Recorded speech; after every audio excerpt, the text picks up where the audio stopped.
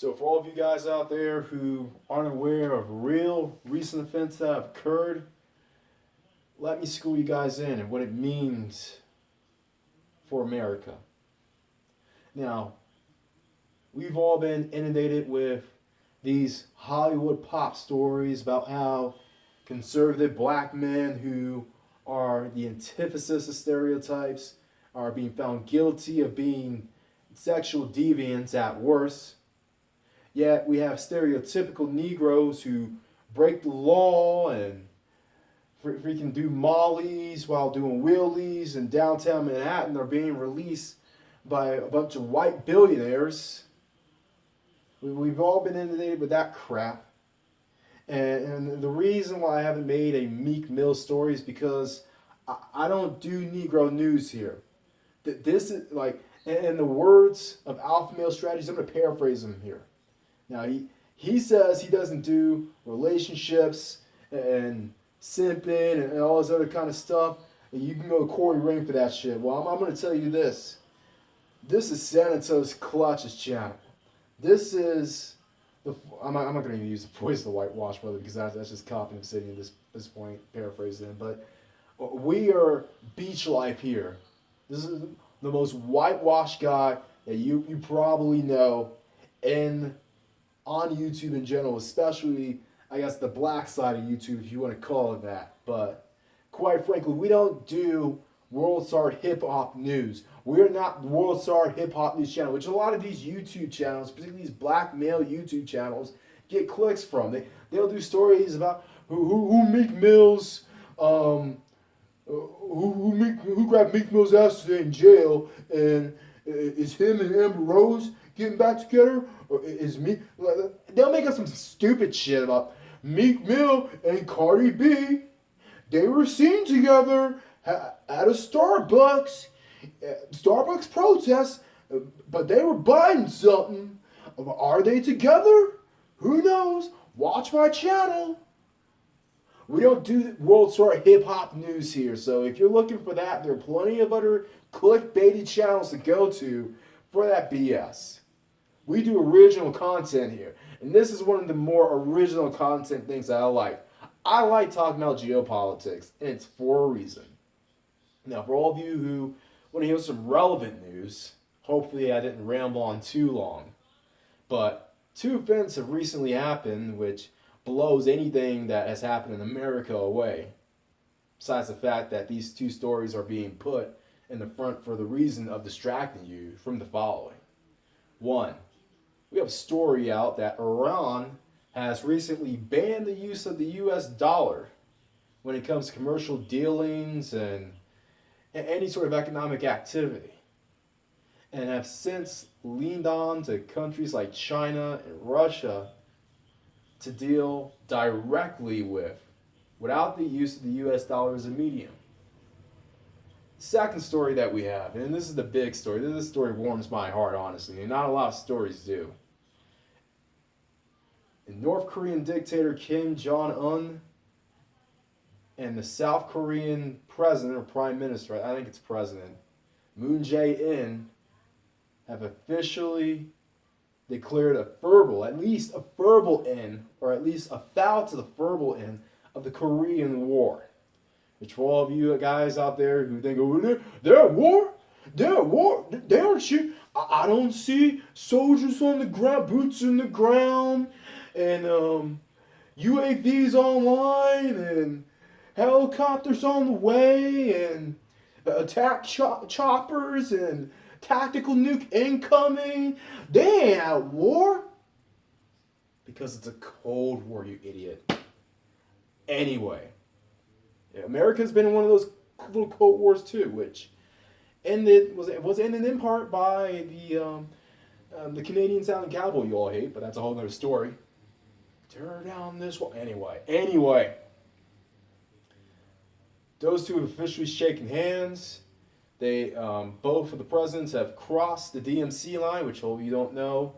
The DMC line is basically the demilitarized zone line in which the North meets the South, and until recently, you had a bunch of North and South Korean troops just sitting there and standing there and just making sure one side doesn't get too chippy and starts freaking, I don't know, sneaking through, camping, trying to do one of those random ass grenades you do in shipment on Call of Duty 4.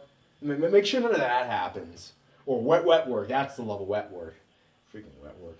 Anyway, but Kim Jong Un and Moon Jae-in have embraced each other as Korean brothers.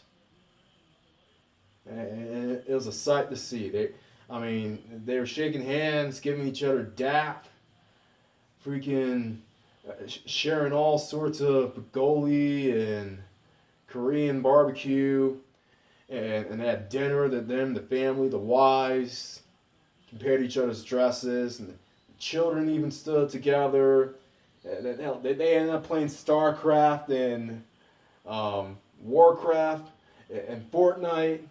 They even got a first place in Fortnite. They were doing that while having Gangnam Style in the background, while on Twitch, and it had record views. It had more views than Ninja. Okay, all right. I know I'm hyperbole in here, but you get my point.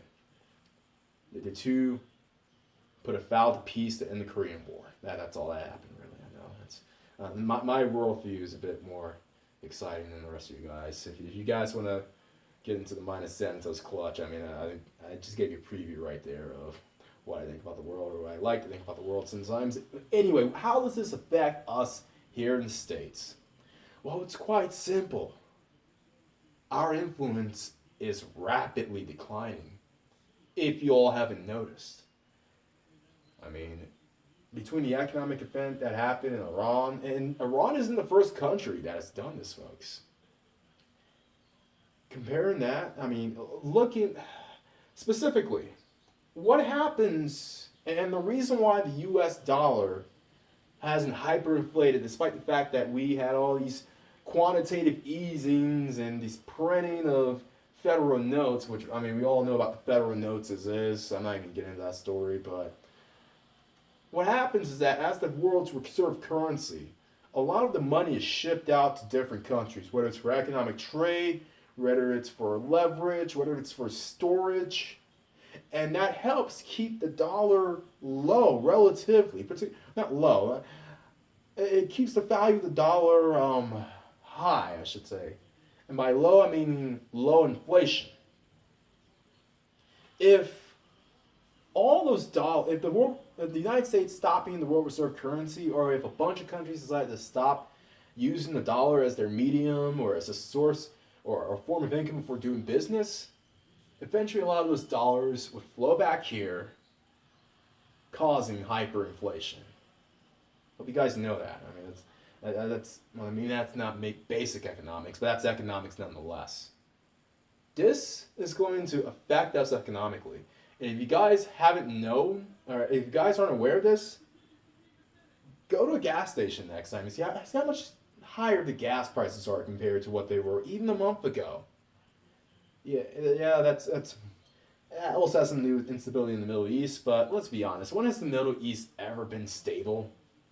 Even before America started to intervene. But anyway,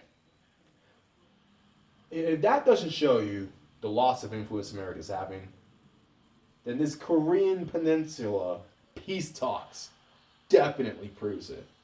And needless to say, you had Donald Trump cooking Kim Jong Un, calling him Rocket Man, and telling him he has a micro rocket penis or some crap like that. And Kim Jong Un, you cook him back. He's not gonna take it lying down. Obviously, he's gonna cook Donald Trump back for the hair and all this other kind of stuff. But that's something that everybody and their mom and their late night talk show host has said about Trump. But to be fair, they both cooked each other. But it was, for all you guys who want to give Trump props and call him the next Reagan, no. You want to call someone the next Reagan, it's Moon Jae-in. It was his objective from the start to reunify Korea, or at the very least, have peace in the peninsula. And he's achieving it right now without the help from us. Yes, South Korea is backed by the U.S. and North Korea is backed by China, so it's more of a proxy war than anything else. But look at what two groups of grown men are doing by themselves. Two countrymen at heart are doing by themselves without any influence from the United States. Yeah, you can say the sanctions somewhat work, but it wasn't just American sanctions. America, China, Russia.